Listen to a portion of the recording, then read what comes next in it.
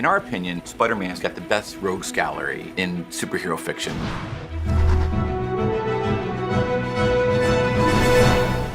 When we look at reimagining a Spider-Man villain, we look again what's classic about the original design, and also how do we tie it into our narrative. How can we get a character that's existed for decades, and how can we do our spin on him so that it's modern and very specific to the game? Look out!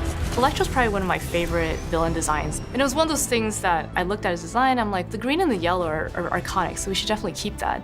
In our Electro's origin, what if his face got scarred? But they're not just randomly all over the place. They're actually in the shape of the starfish mask. Vulture! Long time no see!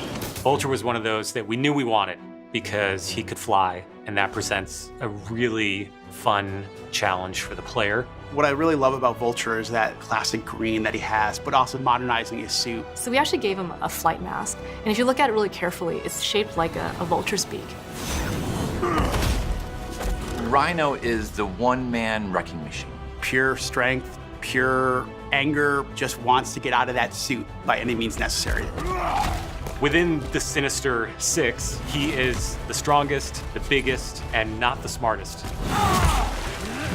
What Scorpion does for Spider-Man is he challenges him not only in his speed, but also his traversal. But what makes him most interesting is that big, huge, long tail.